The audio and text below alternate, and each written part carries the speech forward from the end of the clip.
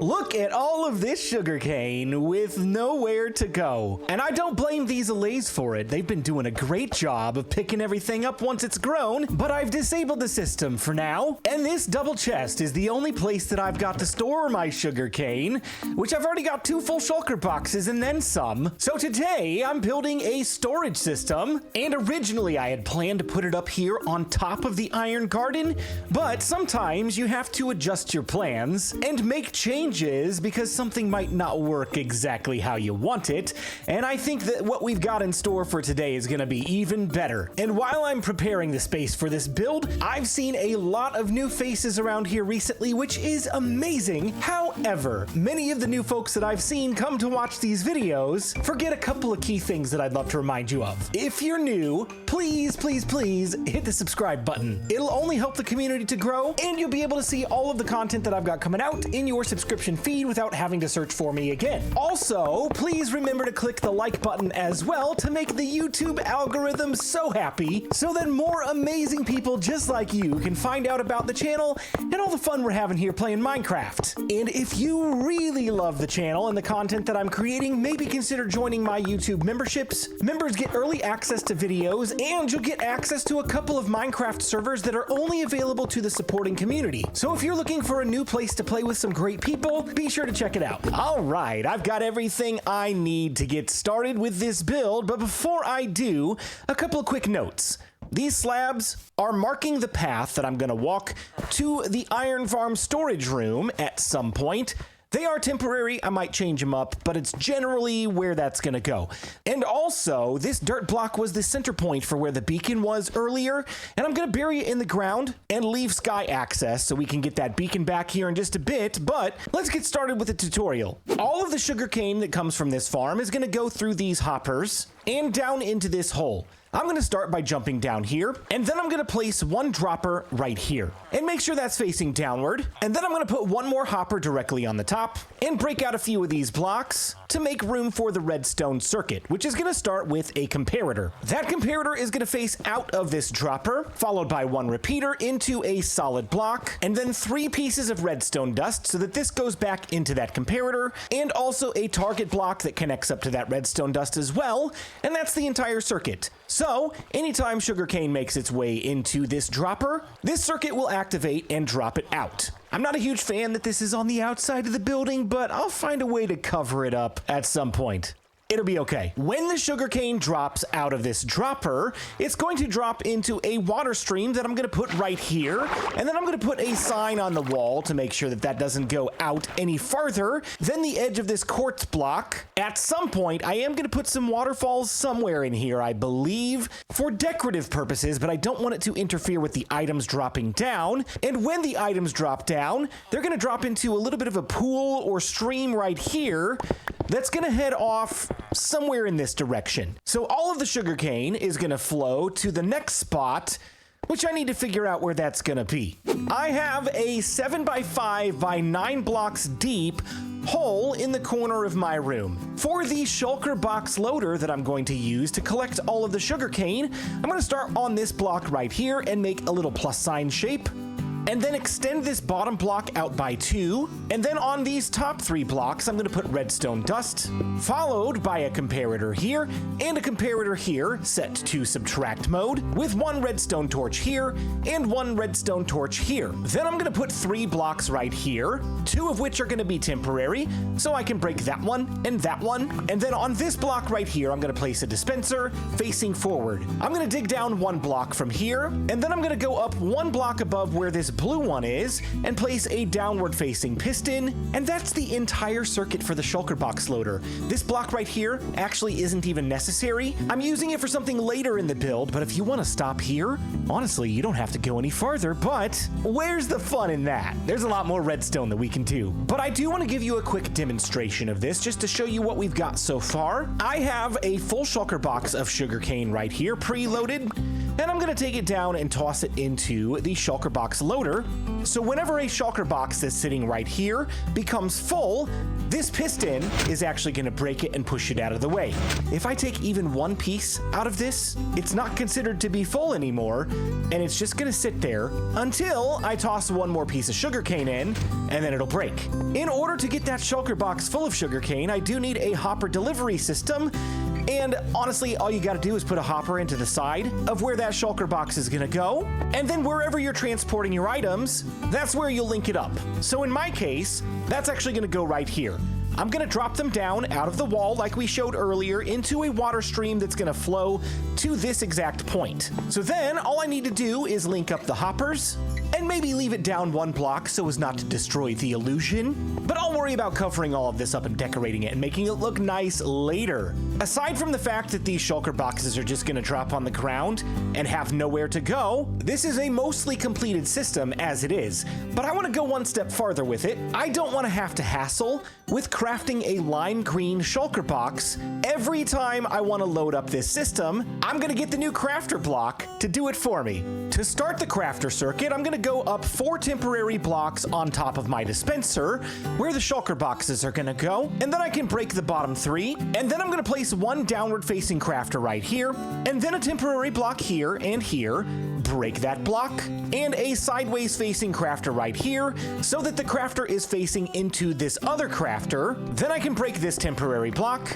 and place one hopper directly on top of this dispenser, and then I'm gonna place one hopper here on top of this crafter, and then another hopper on top of this crafter, and then one hopper on the side of this crafter, and then I'm gonna put one more hopper on top of this last one so that we've got a little bit of a stair step effect. Out of the back of each of these hoppers is going to go one solid block, and then I'll go below and place a temporary block here, followed by a permanent block, and then I can break that one, and then I'll do the same thing on these other 2 so that we've got another stair step effect. And then I'm gonna take comparators and place them on each of these stair step blocks on the back side, and even though there's a block right here, this comparator will still read whatever's inside of each of these hoppers. Then I'm gonna put a block right here, a block right here, and then a block right here, so that now only this one is stair stepped down, followed by one redstone dust right here, and then a redstone torch, redstone torch, redstone torch. Believe it or not, this circuit is actually almost done. It's just a few comparators,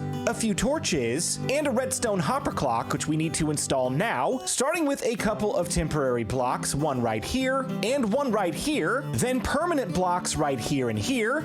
I can break these 2, and then on top of these 2 blocks right here that we just placed, redstone dust and redstone dust. And then back here in this corner, diagonally to this block, I'm gonna put one block right here with a redstone dust on top, followed by a regular piston facing out of the side, and that should extend because this one is actually activated. Then I'm gonna place one redstone block right on the side of this piston, followed by a block right here that is diagonal from this crafter, and a redstone dust on top, and then one more piston facing back this direction so that both pistons are touching this redstone block. Underneath this circuit, I'm gonna place one block right here, one block right here, a temporary block right there, followed by one hopper facing that direction. I'll break that temporary block and then place one hopper facing right back into this one, and then one comparator out of this hopper right here, and one comparator out of this hopper right here. The very last thing that I need to do is link up the shulker loader with the shulker crafter so that this crafter doesn't keep running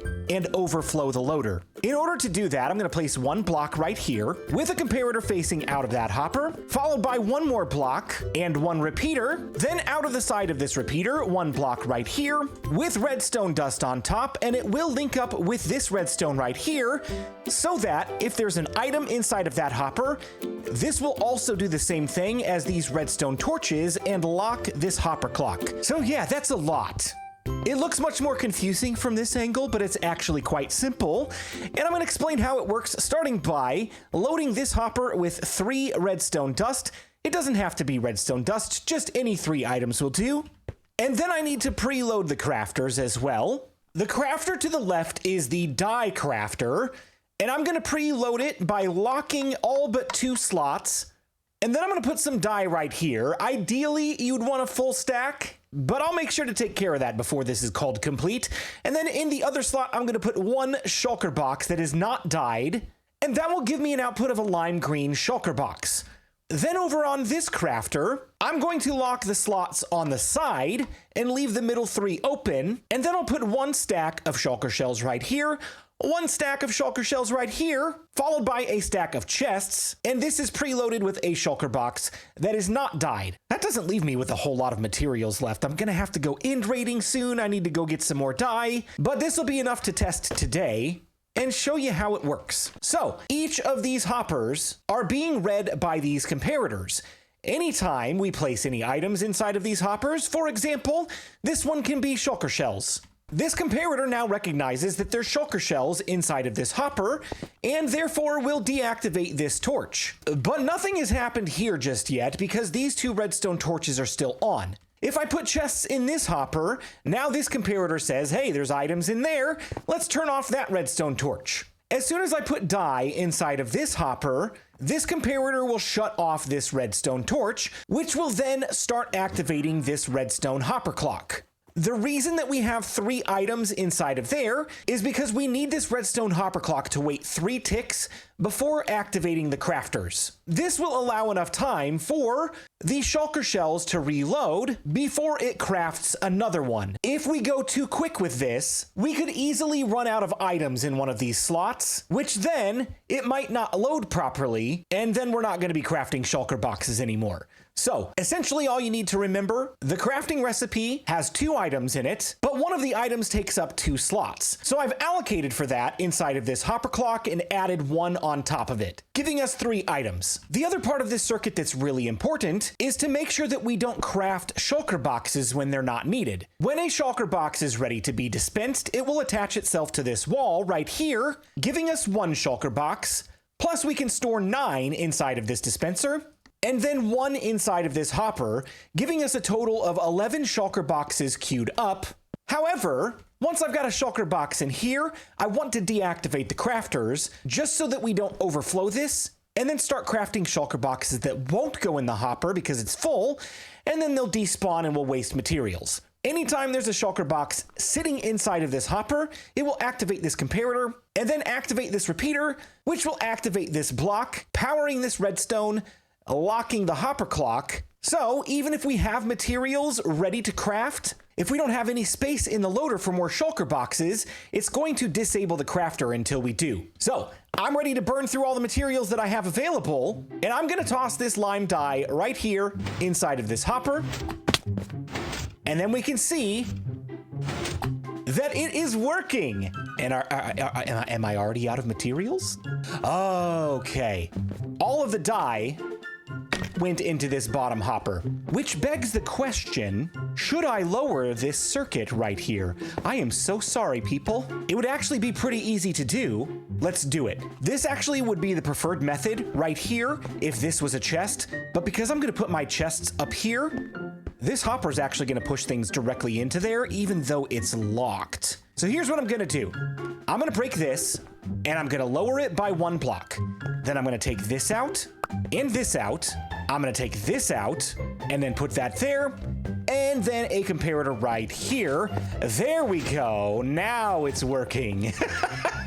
Okay, so quick change, no big deal. Now let's take a look at what's happening. It's still crafting shulkers, and this one is still dyeing them, and now it's stopped. Yep, it stopped because we ran out of shulker shells. So even though I've run out of shulker shells for right now, I've completed the storage system, and I've got these input chests here that lead down to the crafters, with item frames indicating which item goes where. But there's one last thing to consider before I can actually call this completely finished. What happens to the shulker box when this piston breaks it and drops it onto the ground? Well, I could just leave it there to despawn, but that seems like a horrible idea. I don't think we're gonna do that. Instead, I'm going to take some cues from my iron farm auto crafter so that when the shulker box breaks, it's gonna drop into a water stream and then go over to a water bubble vader, which will then carry it up and over and into some hoppers, which then the shulker box will drop down into a row of chests, which is gonna go right here on this back wall. Oh man, it has been a week. It's been really busy and I've had a few setbacks, just a lot going on this week, and oh hey, a couple of floating trees. No time, we gotta move on. This tower over here is almost completely finished, save a little top section on the roof. We need to finish the top section over here, and this entire tower is still in progress. So, lots of work to do on the exterior, and some pretty significant work to do on the interior, but what is finished is the sugarcane farm storage room and shulker loading system. That's a mouthful, but look at it. It's absolutely beautiful. We've got some trees, some bamboo, some sugarcane, some vines, and all sorts of decorations in here. And again, it's not fully complete because I got to get this done up here and add some more blue to the wall over here. It's a work in progress, but I got to be done for today. Before I'm done though, let me show you how this works. I did just test it, and it's amazing. So this flying machine is already done until all this sugarcane grows back, but these two over here are locked and loaded, except for the sugarcane right in front of the observer that sets these things off. So, allow me to simulate the growth, at least for one of these, and off it goes. If you haven't seen this before, make sure you watch the tutorial. It's the video right before this one. The allays are gonna take all of the sugarcane and drop it into the hopper over here in the corner, which is gonna take it over to our waterfall. Yes, it's working! There goes the sugarcane down the fake waterfall, into the water stream, and over to the hopper at the end of the room where it's getting dropped into storage to be loaded into a shulker box that when broken will go to a water elevator behind this wall right here, into some hoppers behind these chests, and down into storage where I've already got 2 full shulkers of sugarcane and more on the way. However, I am out of shulker loading materials. I need to get that taken care of here soon, otherwise we're gonna run out of shulkers and back up the system, and that seems like a terrible idea, so maybe we should do another end rating stream here soon. I know I just did one recently, but those are a lot of fun. Anyway, thanks for checking out this video today. If you enjoyed it, make sure you subscribe, leave me a comment, and hang around. There's more Bedrock Guide content coming your way.